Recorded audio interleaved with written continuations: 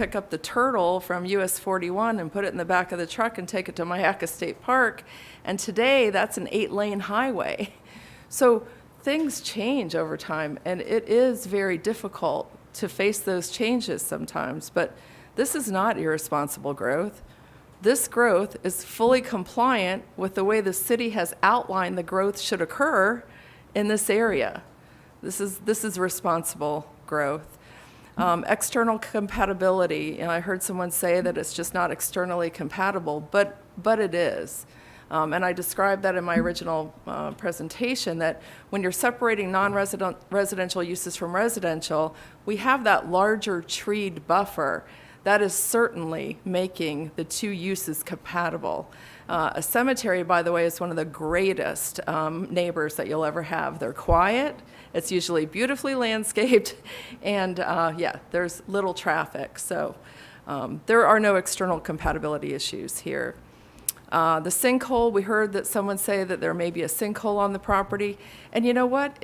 I don't know if there is or there isn't, but the geotechnical work, the compactness of the soil done by engineers who are trained to know that will determine when they take core samples of, oh, they already did that. Okay, they've already done that. So maybe Jed or someone can speak to it. But again, you have to look to the scientific information to understand what the facts really are instead of perception. Public safety is the most important thing that you all do as a recommending body, and that what City Council does, because I think that's the fundamental thing that we all do in local government, is try to keep our community safe. I don't see any public safety issues with this single-family neighborhood. Property values. So property values is another thing that I hear a lot. There's a perception that if something changes, it's going to negatively affect property values. I am not a property appraiser, so I can't speak to that. But I do not believe there is any risk to lowering property values because you bring in new development. In fact, quite the contrary is usually the case. When there's newer development happening, it usually raises property values. I come from a Tree City, USA. We're very proud of that designation. You guys should be too.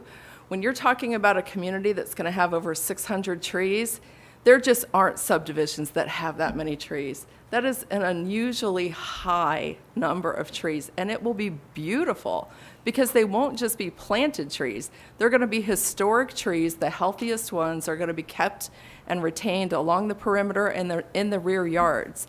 And that's not exactly easy for a builder to agree to build around either.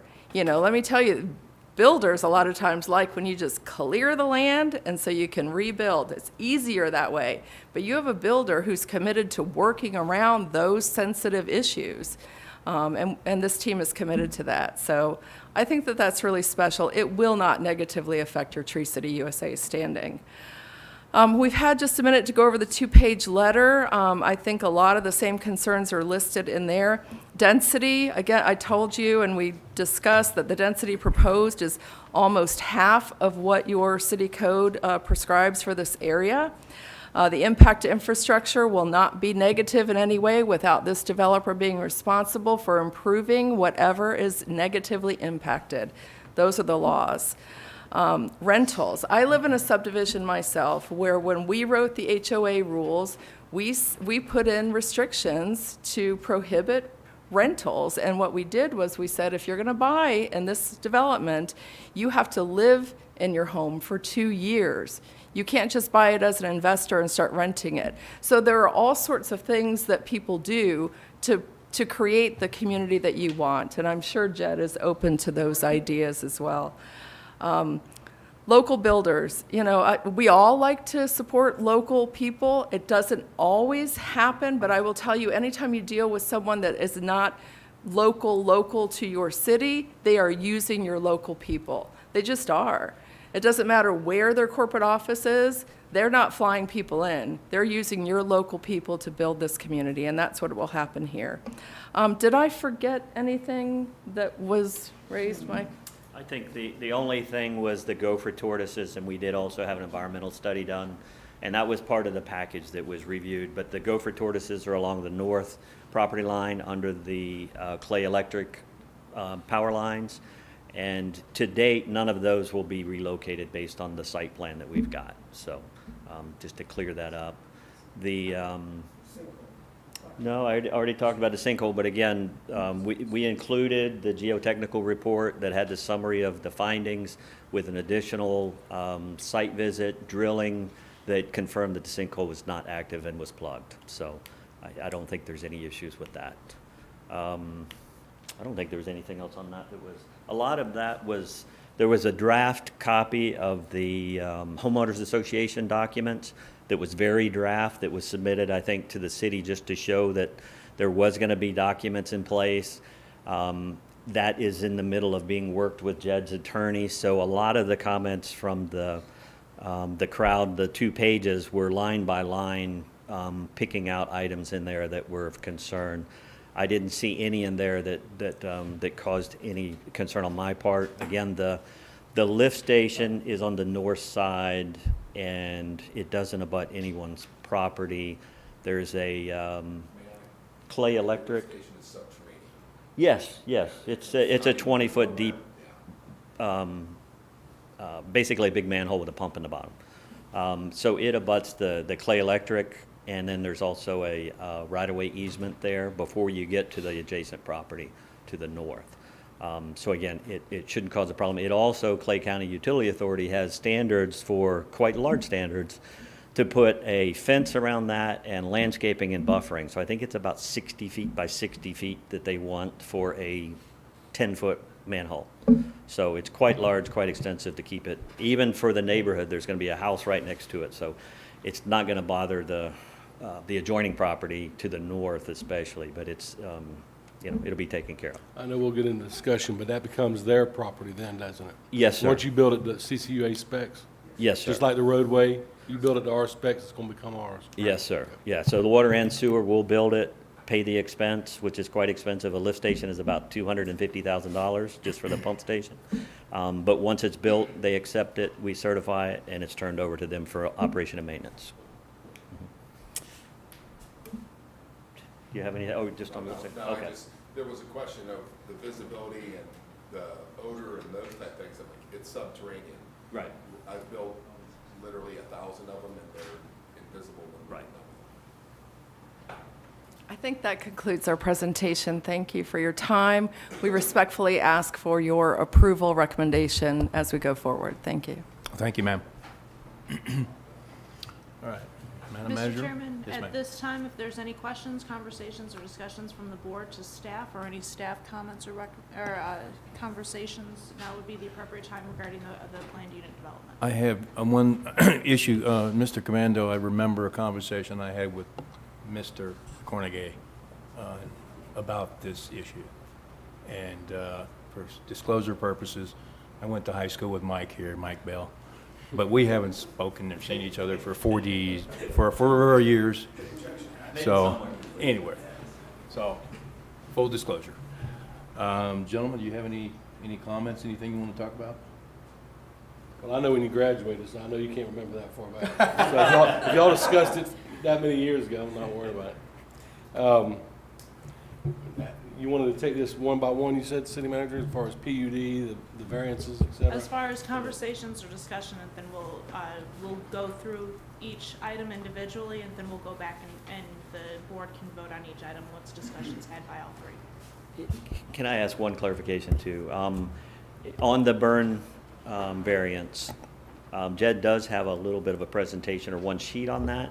Should we wait, or should that go now, present that now, and then let the discussion continue on? I just present everything you're presenting. Go ahead and present it now. Okay. And that's on a separate PowerPoint she has? She has that. Thank you, folks. Yes, sir. Gentlemen, ladies, Jed Ducro Development, and I have been working with the city now for 15 months on this project. We started off in one area. I listened to the community, and we've changed, now gone to a single-family housing. To address the rentals real quickly, the HO docs will prohibit anybody from renting out their property, and they will, as Misty has said, have to live in their house for a minimum of 2 years, unless there are extenuating circumstances before they sell it. And when they do sell it, the new owner does have to abide by the new HOA docs. And those are in the process of being finalized by my attorney, Ansbacher Law, in Jacksonville. So I'm hoping that by city council, or prior to city council, we'll present the full bona fide HOA docs for city council to approve. So. And Mr. Ducro, just so that you're aware, the board does have a copy of the draft and as Yes, to ma'am. growth management. Okay, just so yes, that they ma'am. can see Yes. the draft outline. Right, and the draft outline, it's similar. We presented that just to show that there is going to be an HOA, and it's going to be rather restrictive. I mean, it just is. We want to keep the neighborhood looking nice. The aesthetic value of the community is extremely important. We've listened to the citizens of the community and how they would like to keep it that way, and that's what my intent is. I've been doing this for 40 years, and primarily up in Ohio, but when we developed land in Ohio, we did two things. Number one, we kept the aesthetic value of it, and number two, we kept trees. And in 40 years, we had repeat customers in numerous neighborhoods, and because we cared for the nature aspect of it thing. And, you know, trees and landscaping all add to the value of a home and keep it increased as it goes along. So what I'd like to talk about now is the burn variance that we have, that we're asking for. Your city ordinance, it's right up there. I won't read it, and you all probably know all about it, that it is completely prohibited here in the city limits. I have met with Florida Forestry and the Florida Department of Environmental Protection, and I've done that for two reasons. Number one, they do allow burning within the city limit, providing that we do a number of different things. Setbacks. I had two forestry rangers come out to our property. They've identified exactly where this burn box that we're going to use, it's a roll-off air burner. If you can go to the next slide, please.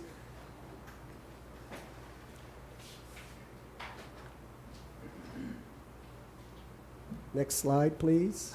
Oh, okay. If you want to turn that on, what we would be forced to do is grind and haul away the debris from the trees that we cut down. That's a pretty loud operation going on from 9 a.m. until 1 hour before sunset every day of the week to be able to grind up the trees and haul them off to your local dump. And not to mention the fact that your local dump is going to have an increased amount of unbiodegradable material that will take years and years and years, hundreds of years to grade. What we're suggesting is, next slide please, is the introduction of an air burner box. Now that is, quite frankly, a pretty cool innovation in my opinion. What you do is you dump the wood inside of this roll-off. It's like a big giant dumpster, and it has a giant fan over the top of it. And that fan introduces air into the bottom of that box, creating a hot airflow and no smoke coming out. The only time that you'll see smoke coming out of an air burner is when you break that curtain, when you put new wood into it.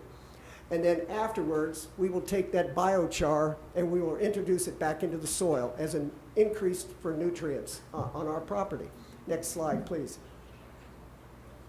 We will have forestry people there. We'll also have a water truck, which is required by the Florida Department. This is a short introduction to air burner, and I think it's pretty self-explanatory. Air curtain burners control the harmful smoke from open pile burning, as you see on the left. By contrast, our portable firebox model S327 in full operation is to the right. See that bit of smoke rising up as wood waste is loaded inside? That's because the air curtain has been broken. But then, notice how quickly the smoke stops. The air curtain has now closed over the top, trapping most of the particulates inside, especially smoke. Here we have a bird's eye view of the air curtain burner in full operation. The high-velocity curtain of air covering the top of the firebox has the same effect as a lid. This causes smoke particles to be reburned until they are only visible as heat waves above. Also, because air is forced into the firebox, it creates an extremely high temperature.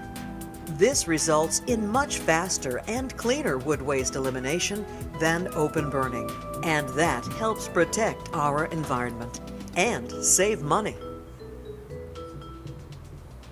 Now this, the Florida Department of Forestry and the Department of Environmental Protection have quite a number of rules to be able to burn, which we will abide by. We have already applied for a permit from Forestry and from DEP just in advance, not presuming anything, just want to make sure that we have all our I's dotted and all our T's crossed. And like I said, I've met with 2 forest rangers that came in from, the park that's just south of here on 21. That's where they're stationed. They came up and they measured the distances in between certain setbacks from houses and streets and things like that, and we've identified exactly where the burn box is going to go. Every morning, one of those forest rangers will be there while we ignite the initial burn. And supposedly they're to be there in the evening when we decide to stop the burn, because it'll burn down to an ash and then there won't be anything there. This is far more environmentally effective and protective. If you can imagine that grinder going on, like I said, 8 or 9 hours a day, not to mention the semi-trucks that have to come in and off of Sunrise Boulevard for 30 days. And that's going to be quite, you think you got phone calls now? You wait till people start hearing that grinder going, and that's pretty loud. I'm sure you all understand, you know what a tree grinder looks like and hears and sounds like. So we understand and we appreciate the no burn in the city. We think that it was intended for, and its best intention is for single family lots, for someone who is wanting to burn some debris and things like that, not for a development of this size. And so we respectfully ask that you grant our variance for our burn. And of course, your zoning and code enforcement people will be there to make sure that we do exactly what we say we're going to do. We'll have a water truck there, and we will have trained personnel. Matter of fact, in the audience tonight is a local resident who is successfully submitted a bid to do our earthwork for us, and he is the one that's going to be operating the cranes and all the other machinery. I will be there every single day that we do this. This is my life, and I want to make sure that it's done right. And I have promised the city so many times that my reputation is on the line, and I'm a man of my word. And I'm going to be here, and I want to deliver a good quality project. And this is the first start of it right here. So we ask respectfully that you grant us the variance to burn. Thank you. Thank you. I'll add 2 things to Jed's good job with that. One, this is a one-time request for this burn, up to 30 days total. And the standard of practice and the standard of care for land development is burn on site. Again, the air curtain, depending on if your closeness to other areas is required. So in this case, yes, he's going to go through that process. But for large land development, clearing typically is burned, not ground and hauled away unless there's some circumstance that keeps you from doing that.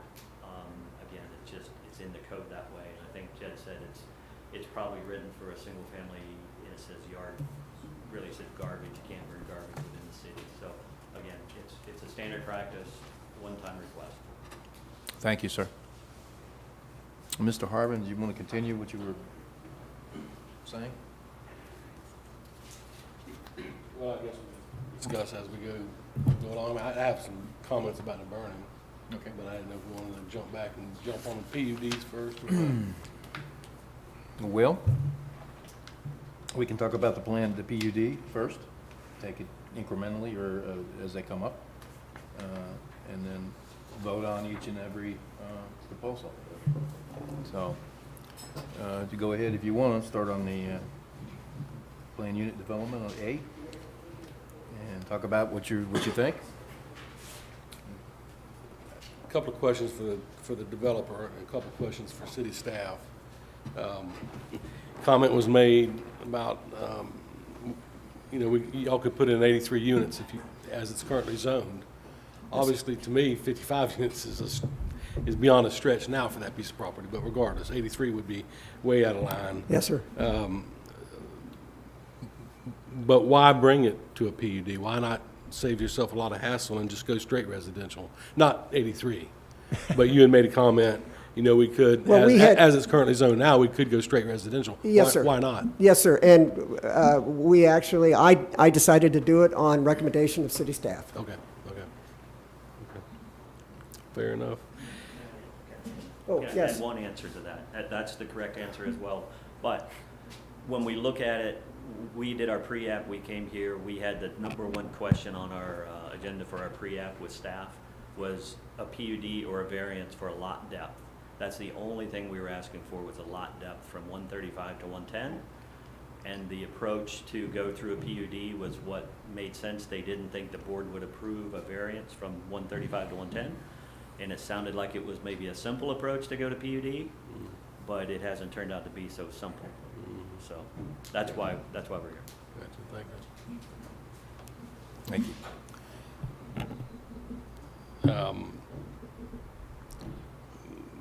what are the assurances that you talk about? I think it was 2,000 trees currently are on the Yes, sir. property, or whatever it may be. But then you also referenced there's going to be more than 600 trees remaining and or planted. Right. What are the assurances that actually takes place? Up here. Again, My tree expert. Mike Bell. Okay. I've been trying to And I'm help. jumping all over the place, but I had. That's okay. I'm going That's all right. to hit y'all Hopefully and then city staff. We can answer all of them. Originally, we had asked for the variance, if you read it clearly. We had asked regarding the trees not to have a professional surveyor go locate every tree. That was our first request because, again, if we look at your ordinance and go, okay, what does it cost just to deal with trees on this site? It's a big number. So to go locate every tree on that site is probably $10,000 to $15,000 to locate it, size it. Yeah. So we'd asked, we don't want to do that. We heard the engineer, we heard Lynn. So we went out when we did, can you pull up the original?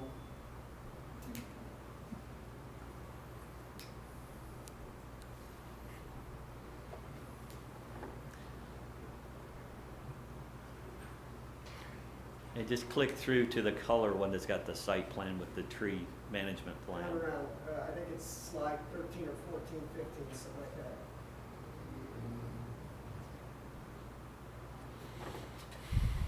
So again, we heard Chad, and the concern was that we were trying to skirt around the issue of locating, but it was really just something to locate them all, to take them out didn't make sense to me.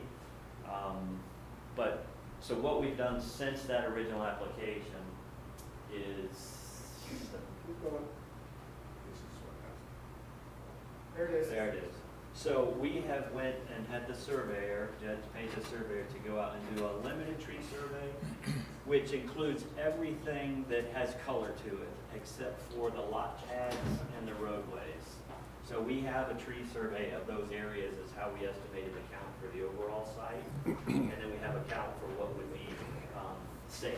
So that's where the 600 plus or minus of saved trees. And then I think your question was how do we assure that that will happen? I think it's a combination of, our plans will call that out specifically. They'll have tree barricades put up on the areas where they will, be constructed, so those will be on the plans to be constructed. Again, the land developer and his contractor will be made aware of it early on. And how to prevent those from being cleared later on, as I mentioned, the plat, when we plat the subdivision, we'll have that tree save area shown. And also the HOA documents, it's not in there now, but we will include that won't be allowed to be cleared or the trees taken out. Again, without a city permit, but if you take them out of an area that has a preservation designation, then the requirement is 2 to 1 if you take one out. So if somebody goes to take one of those out after it's a subdivision, if they went to get a permit from the city, they gotta put 2 in for every one they take out. So the price goes up. I don't know if that answered your question Yes, sir. on the Yes, sir, surety. it did. Thank you. If I could interject a question, since we're on trees, Yeah, I jumped from PUD to trees. I apologize for that's that. cool. I have about a 300-year-old live oak in my yard. It's beautiful, magnificent tree. Everybody here has seen those type trees. Are there any of those type of trees in the acreage that we're developing? I don't think there, and again, I'm not an arborist, but there are a big variety of trees. You know, the code requires you to locate, and a tree is anything over 4 inches diameter breast Yeah. height, which is this big. There's a lot of scrubby things that are 4 inches. Right. But there's some large pine trees this big. Again, they meet the code. Please take them. There is, I would say there's none of what you're talking about, no heritage trees, no grand oaks. There are trees that if you had your druthers, you would pick this one and that one, and maybe there's 5 or 6 that are decent. Now, where they fall within the plan is gonna be hard to say, but they're not like you're speaking of, no. Okay, I There think maybe 20-inch trees, I think is the largest, that I've 20 seen. inches. Yes, sir. Kenny, you've walked the property? No, sir, I have not walked the entire property. I've been briefly on the east end of the property, just briefly into it, but I have not walked the entire property. No, sir. Has anybody walked the property that we're talking about from the city or the board? I haven't.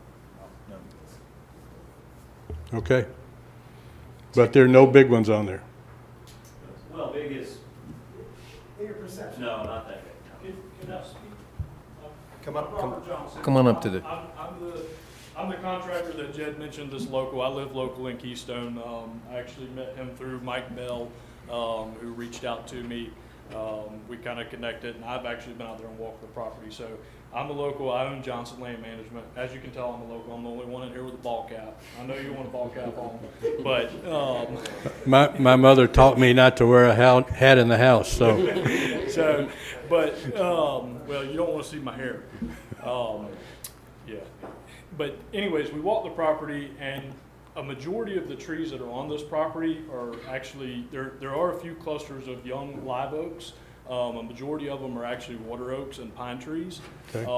Water oaks, and what they're doing by setting them back and giving them a small strip in the back is they're also helping prevent the houses from future danger of impact. So I don't know if any of y'all are familiar with the species of a water oak, but they can be hazardous as well as pine trees. They're a homeowner's biggest liability.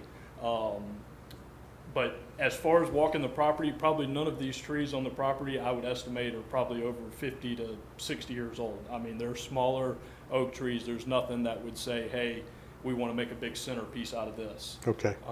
That answers my question. Yeah. Thank you. thank you. Mr. Irvin, you have anything about, anything else? Mr. Ivy, you have anything further about the About the- PUD?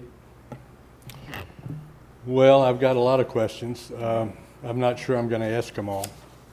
But the issue of traffic, I think, is a significant hurdle to get through.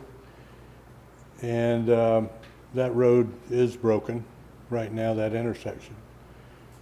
Is there any, do we know of any activity on the part of DOT to work on 100, improve 100, maybe the intersections that are critical? We don't know of anything. Can we, I guess it's too late right now to ask, but I think that should be addressed by the city council or somebody towards the DOT about how are we going to manage our growth in this area. Growth is good. Uncontrolled growth is bad. And sorry, I would say that Bradenton has a huge growth problem. But we've got to grow.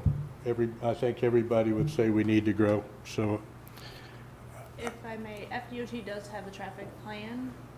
They do have State Road 100 in their scope. I believe that it's not within their immediate plan. No.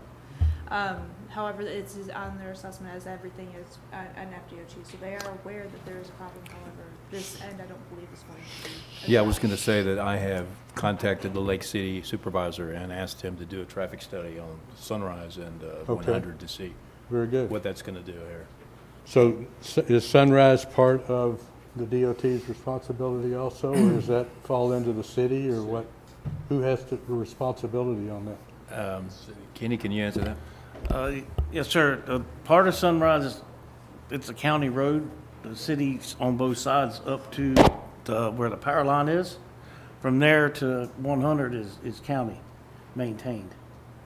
The city just, it's a county road, just there's city limits on both sides. Okay, We don't own the road and right of way. okay. The sidewalk, the single sidewalk on the streets, is it going to be on the outer perimeter of houses, or is it going to be on the inner loop? Let me see if it's on here. We did a bit of planning on that, so right now it's shown on the inner loop, again, so that it would be connected to the recreation area and the mail kiosk. Again, there's no magic to it, but it kind of made sense to put it on the inside loop for that reason. Again, on the cul-de-sac, it's on the exterior side because we cross over right here. So- Not to interfere with that mail kiosk here. Does the depth of the lot start at the sidewalk or at the curb? The sidewalk is in the right of way, and then the lot line is 1 foot outside of that. So the lot would start 1 foot on the back side of the sidewalk. Okay, It's outside the lot. okay.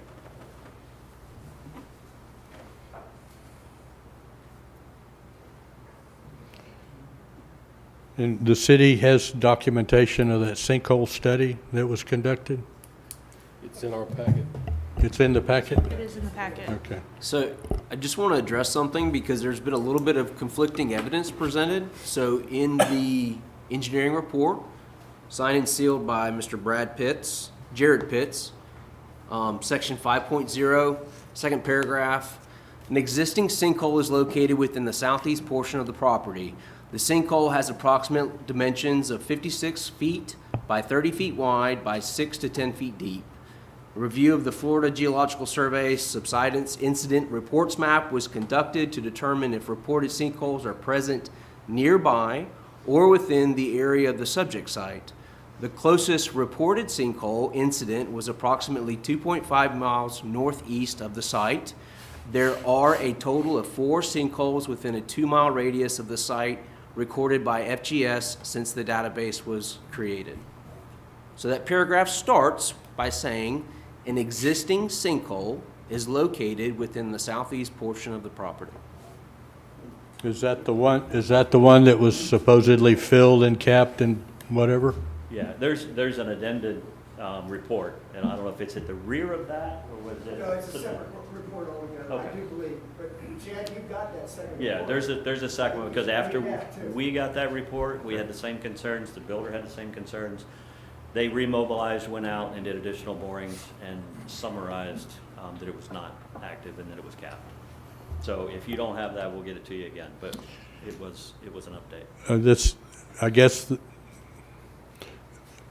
if we build a subdivision on that property and there are sinkholes that have or could be there, you never know, is there legal liability for either the builder or the city for repair of the damage or participate with the damage? Is there any liability the city might incur from sinkhole activity? I would think we, the developer, or anybody else would fall back on the engineering firm that did the study and did the recommendations. I mean, it doesn't matter, we're going to get sued anyway. Well, a lot of Florida has sinkholes. And life has risks, but That's right. Now, one thing I want to point out, the evidence and the drills are right in this area, where the dry retention basin is going to be. No houses are going to be built over that low area right now. So, and I wish Chad would read the second report that we had that says they went down 80 feet deep and found solid soil all the way down and then some limestone. And I was there and watched them pull up, clay after, drill after drill hole of clay. And the void, there are no voids there. So does that mean that the geotechnical report was addended then? Because the report that we have is dated February 25th, is that correct? You have the addended version. Okay. I don't see a strike through when it says that a sinkhole is not located It's the within. second report, Chad. Okay. And you've got that. Okay. And so, it is part of the package. If you're gonna speak, you need to come to the microphone. Yes, please. Yeah. All right. Mr. Ivy, you want to continue, sir? We've had numerous challenges through COVID around garbage collection. Has the Advanced Disposal or whoever the collection company is been contacted, and do they have the capacity to pick up garbage in this subdivision, proposed subdivision? We piggyback off of the county's contract. The agreement that you're referring to deals only with commercial, Deals only with, the commercial area in the city. so who's going to pick up the garbage from the houses? Yes. The city entered into an interlocal agreement with Clay County, that Clay County is responsible for, and their waste haulers are responsible for all residential pickup within our area. So this will be included within that area. Is there a requirement to notify them that there's going to be an extra 50-plus houses to pick up from? And that'll be completed once all of these homes are on the tax roll, because that's how they pick up from, is on the Okay. tax roll.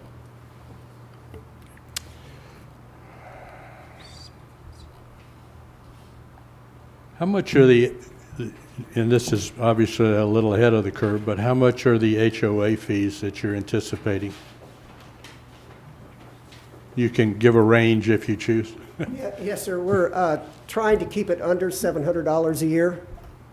So you do the math, and by 12, and that is what our builder has asked us to do. And so, a lot of that will have to do with landscape maintenance, grass cutting and that type of thing. And we'll obviously try to work with a local, lawn care service to be able to do that. And I think we've put in a pretty good budget number, can keep it under that. At what point will the HOA transfer from the builder's fund or control to the homeowners? I'm in complete control of the HOA until the last house is sold.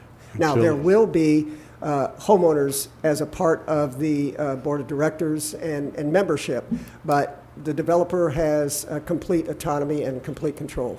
Until the last house is sold? That is correct, yes, sir. That's the way it's written in our contract with Century. I'd like to not have that, but that's the way it is.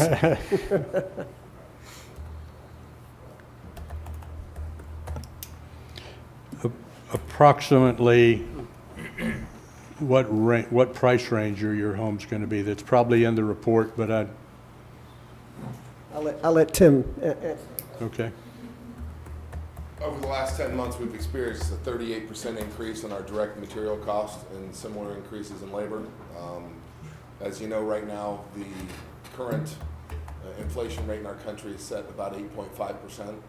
In order to offset that 8.5%, most economists will tell you have to have at least 2 to 2.5% higher interest rates to offset the current ongoing inflation rate. So if you can anticipate 11% interest rates and a 38% increase in directs based upon right now you're looking at 9 to 12 months if you could put shovel to ground in the next 3 months. I'm not going to sit here and tell you, I can tell you what the directs would be. I can tell you what the directs and what we're selling for homes in similar subdivisions in the area today. Okay. But I'd be lying to your face, and I won't do it if I told you I know what they're going to sell for. Right. Right now, we're selling for mid-twos to right at the bottom end of the 300,000 range for homes that are going to be similar to this. Okay. The community is very close to this area in the Jacksonville market. So, depending upon inflationary pressures and market pressures, if the industry slows down, obviously my directs go down and my sales prices go down. So If the industry continues to boom, then my directs go up and the sales prices go up. So- Right now, we're currently selling from 240 to 300. 240. Yeah. That's where it's going to, right now.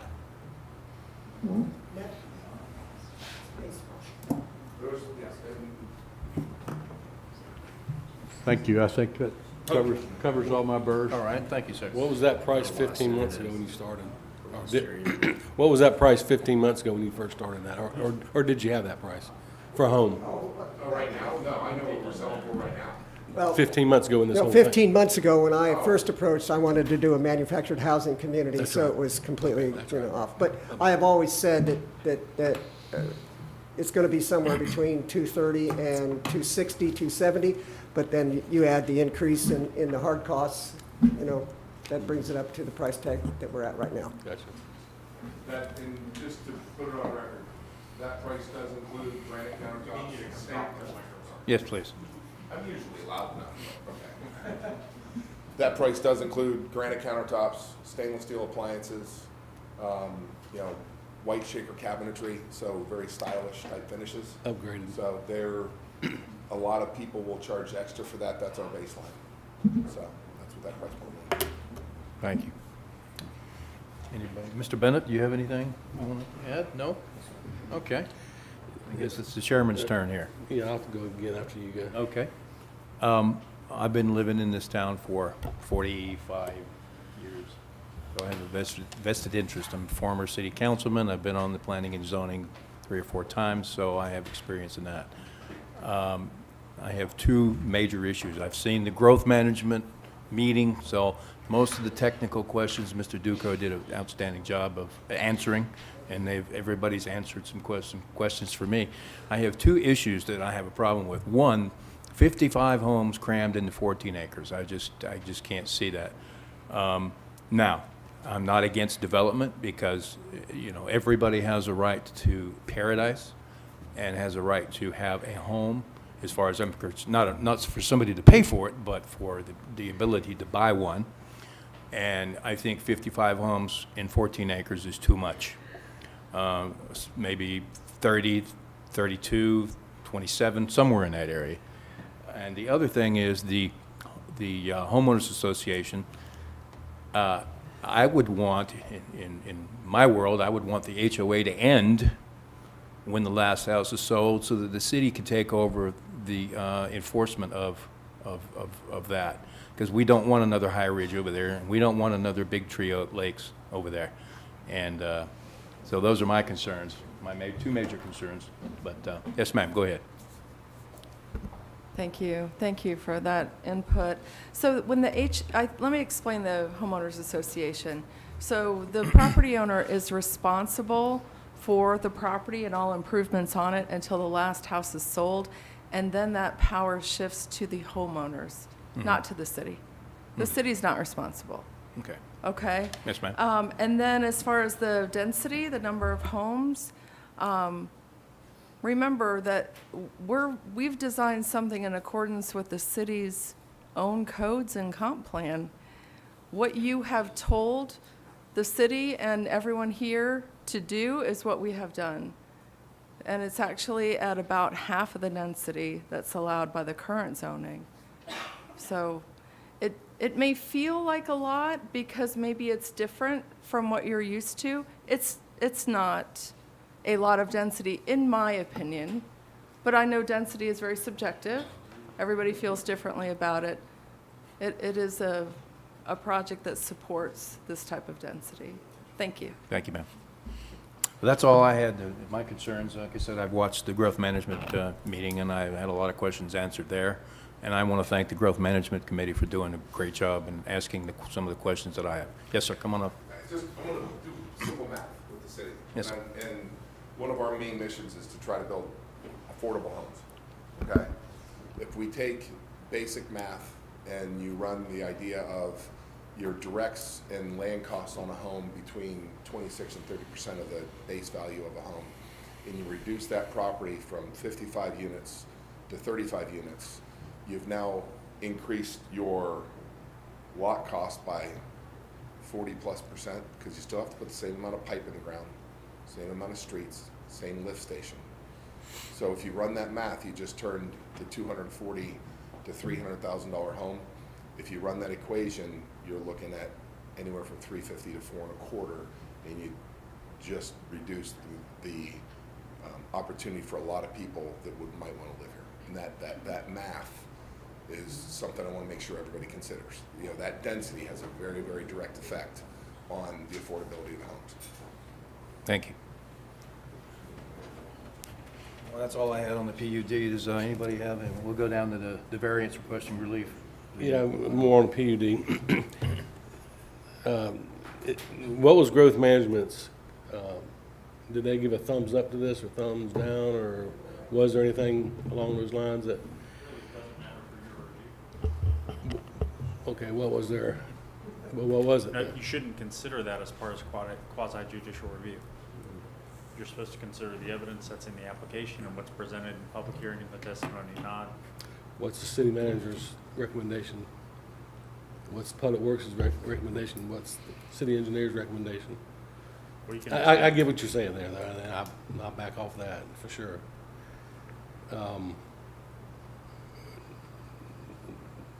City engineer have a recommendation on this or not doing it? Does the city manager have a recommendation? No, sir, I'm neutral to this. We just serve as a third party to review the information that was prepared in the submittal package and to ensure to you that it meets the requirements per the PUD. That's probably how I should have phrased the question.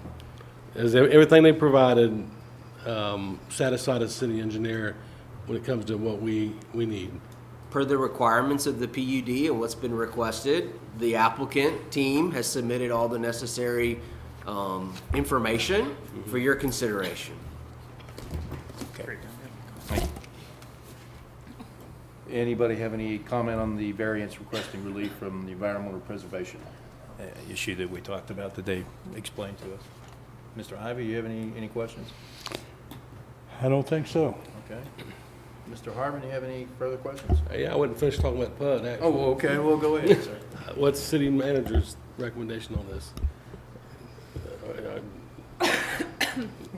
I mean, or is this something we need to be taken into consideration? I'm not sure why we don't ask city staff, So as city staff, I can speak to how it compares to the code. I will not give this board an opinion.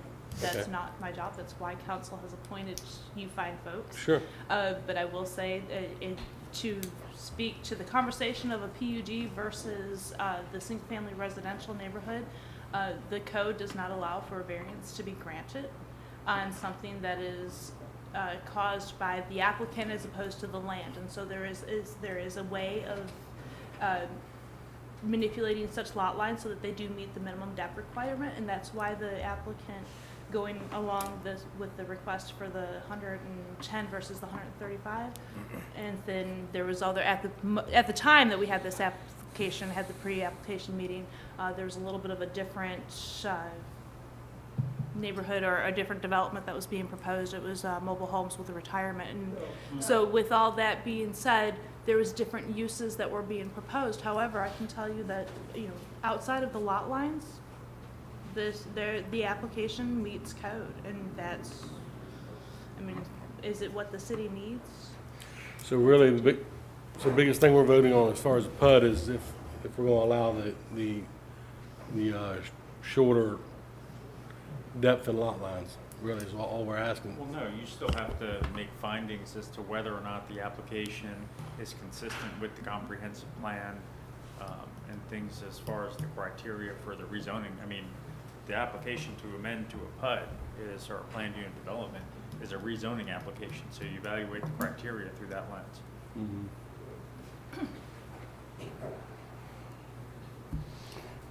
I'm done. Okay. I- Mr. Bennett, do you have any comment about the, No, I just found that she said it doesn't allow for hardship caused by the decision, not the land. Is that what you said? Like their decision to develop it the way they are, rather than restrictions based on the land itself for the total, whether or not we're going to be able to request the variance normally? So I think what our city manager was trying to explain is that a hardship from a variance can't be self-created. It has to be an anomaly to the land. And that's what I'm asking. And they are existed. technically creating the hardship by That's wanting a to push through the determination adjustment. you as a board make. Okay. yes, ma'am. Yes, and I just wanted to follow up, thank you very much for that clarification. So that's why we're not going the route of a Euclidean zoning district with a variance, because it's not a hardship, it's a design standard. We have chosen a different design, and we did do a pre-app with staff on this layout as well, perhaps the other one as well, but I But wasn't you could involved. design it with less homes, and that would reduce your created hardship. You can design it in any way in compliance with your comprehensive plan, and this is fully compliant with your comprehensive plan. It is. Thank you, ma'am. Let's go down to number C, or letter C, variance requesting relief from Article 1, Section 5, 6, burning or burying garbage. Anybody have any comment on that? Mr. Harvin, you have any comment on that? Are you familiar with that? Those burn, those air curtain burners? Yes, sir, I've seen them before. That's slick. Yes, I mean, there has some benefit Yeah. to it. I don't know what the decibel range of an air curtain burner is as compared to a tub grinder, though. It was referenced that this air curtain does not make noise, perhaps comparatively, and I don't know if it has a decibel, range associated with it, but that's definitely worth consideration. Is that something we could look up? Or if they've included a video, wouldn't there be specs that would have that? There should be technical specifications associated with the equipment that would fall under OSHA, such that you would know what PPE needs to be used proximal to the equipment, yes. Or we provided that? So far, I didn't see anything like that. I was unaware of the slide deck shared tonight until I saw it myself. Okay, so we still need those specs too. Because I was reading and looking at all the backup material coming up this meeting, I'm thinking, they're having a big pile of wood and going to set it on fire, and I'm thinking that's not going to happen. But seeing this, I have no issue with that. It is commonly used in the industry. Yeah. Yes. It does it fast. I like the environmental benefits from it. And again, you're not bothering the neighbors.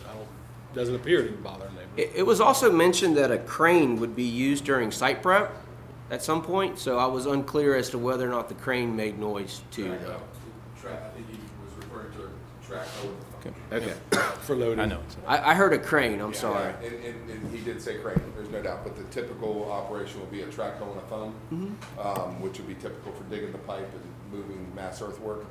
I can tell you I've done 5 subdivisions in the last 8 years, recently in the metro Orlando area, and 3 of them specifically in Oviedo, and subdivisions, areas between 2 subdivisions, and the burn variance was requested on the first subdivision. It was denied, it was ground and hauled, and it was unanimously approved on the second 2, and upon approval of the second 2, we were questioned with regard to when we were going to start burning by the city officials, and we were already done. No one knew it happened with regard, so I have no very specific evidence as far as what the decibel level was. None of the neighbors knew we were burning, and it was within a few hundred feet in subdivision and subdivision. So it is not technical data, it's empirical data, but it's a substantially quieter, cleaner operation. Sir, do you have anything to add? So the burn curtains, they're designed, yes, it is a diesel engine that is running to move the air over the material and encase it to help burn it in that incinerator.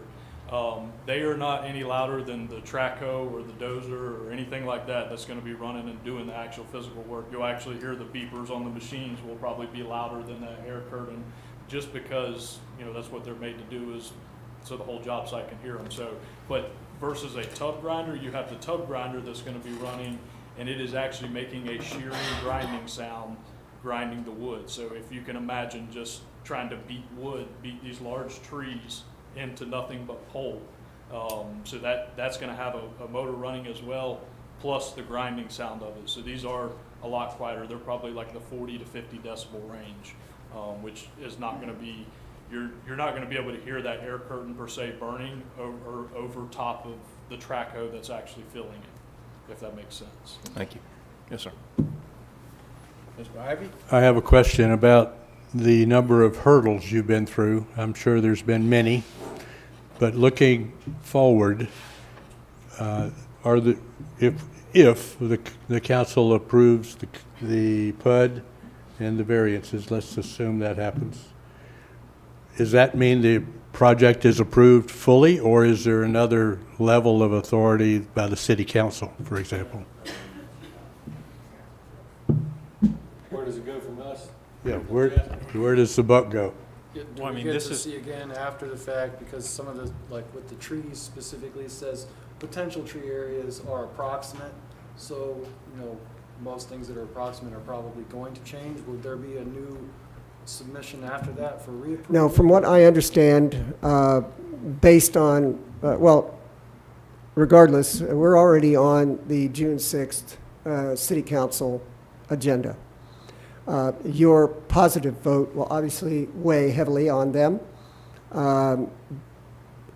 After that, what happens? We then begin our construction drawings, and we submit those to city staff for their review and approval. I had a timeline. I don't know if I still have it or not, but we would like to try to see shovels in the ground sometime in October, with the first sale of homes the first quarter of 2023. I don't know if that answers your question or not. Not quite. It'll Okay. go towards, you know, So- city council will get to approve it following our potential approval. Correct. And then after that, we move forward with your plan, even if it changed from what they had approved. No, it will not. The city approves the PUD as it's presented, and then there will be certain nuances that have to be approved by city staff based on our construction drawings.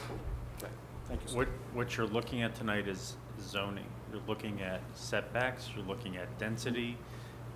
If that's approved, then the next step would be to present a site plan for development review to the city. After that, then they look towards building permits from the county. But tonight, you're just looking at essentially, like I said, density, whether or not the lot lines are subject to the variance as they have been requested, whether or not it's compatible with the surrounding area, the density that's proposed. That's what you're considering in either approving or denying the PUD. Anybody have any further discussion about the variance, C variance? Letter C. Mr. Ivy, you have anything? No, nothing? Okay. I think it's time now, I guess we vote. So a yes vote will be for no. I would go one thing at a time and open again for I would go item by item, open again for any sort of public comment. Okay. As you had general public comment for Yes, the sir. meeting. Right. But because these are public hearings, open for each individual item that requires a public hearing. Okay. And So we'll- then I'm take sorry. your votes. All right, sir. So we'll go ahead and open public comment again for the letter A, the public hearing on the planned unit development. Does anybody have anything further to add to that? All right, seeing none. Does anybody have anything further to comment on the variance requesting relief from Article 20, Environmental Preservation on letter B? Anybody have any further comment? Public comment? All right, seeing none. Does anybody have any public comment on the variance requesting relief from Article 1, Section 5-6, burning and burying of garbage? Public comments. Yep, yes, ma'am, come on up here. Just a quick question. Yes, ma'am, come on up. I can't hear the Yes, ma'am. microphones don't too much. Is the burning variance just for construction phase, or is that for the individual homeowners to have permission to burn also? Mr. Ducro, would you answer that, please? It's a one-time variance request for a 30-day period during the site work and development of the land itself. After that, it goes away. Okay. Did that answer your question, ma'am? Okay, all right. So we've had open the public hearing again for all three issues, A, B, and C, and seeing none, I guess it's time to vote. So back to my question on number A, letter A, when we vote aye, we are voting to approve the plan unit development. Okay, I'm just asking for the question here.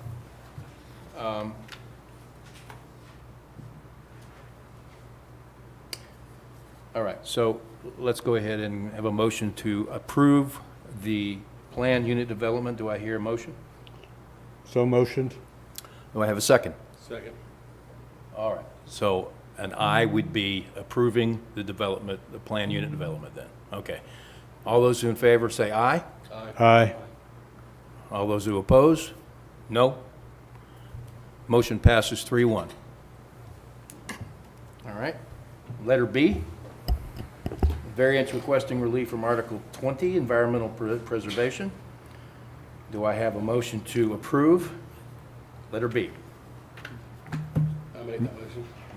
Second. Seconded. All right, all those in favor say aye. Aye. All Aye. those opposed say no. No? 2-2. 2-2. All right. Sir? That fails. That fails. All right, and letter C, a variance requesting relief from Article 1, Section 5-6, burning or burying garbage. Do I have a motion to approve? Can I, question for legal. Yes, sir. Can I make that motion with caveat, I don't know if it's the right word or not, that that particular piece of equipment is used for burning?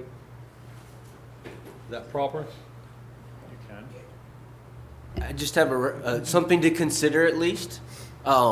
It may not be that specific brand, but Sure, perhaps sure. something that meets those same goals and intent. Okay. If you're talking about the fire incinerator, Yeah. because I don't I don't want to back anyone into a corner saying that only that particular piece of equipment displayed in the presentation is what would be used. Especially these days, they may not be able to get one, but Yes, sir. I just don't want to pop up and see open burning over there. That's what There are would several concern me. types of turbochargers like Okay. that. So you could label it just as a air curtain, so Okay. that is a broad spectrum term. Okay. Yeah, yeah, air curtain, okay. So, I'd make the motion that we move that, with the stipulation that an air curtain burner be utilized. be utilized, yes, All sir. right. Do I I have a second the motion. All right. Thank you. So the motion is a approval with stipulation of the air burner curtain. Is that correct? Okay. All right. So all those in favor say aye. Aye. All those opposed? No. Motion carries 3-1. All right. Where do we go here from here, Madam Manager? You are done with your agenda? We are done. Does anybody have any final comments or anything they want to say? I want to thank everybody. Come up, sir. I just have one question. Y'all went through 3 or 4 different things. I'm not sure I understood. When you approved the PUD, you just approved the overall proposal? Is that what that meant? That's what it meant, yes, sir. And the one that was 2-2 that was denied was what? The Trees, environment. 1-to-1 on trees. Oh, the tree. Yes, tree. sir. Yes, sir. Thank you. Yes, sir. Anybody else have any comment? Mr. Ducrow? Final comments? I want to express my gratitude and thank you. I have a question for city staff. Since the tree management program was disapproved, do we have an opportunity to come back with a different version? We'll have to talk about that because the code actually says I that. can't hear you. We'll have to talk about that because the code actually says if your application's denied, you're barred from resubmitting for 12 months. And if I want to appeal, You're welcome to appeal. but I can do that before 12 months. You have to appeal in accordance with the code. yes. I understand that. Okay, thank you. All right. I just wanted to say thank you very much for everyone's participation in this. Everybody was well composed and we didn't get excited. Everybody got an opportunity to speak, and I want to thank you very much. And if there's no other business, do I have a motion to adjourn? Motion to adjourn. All right, do I have a second? Second. All right, all those in favor say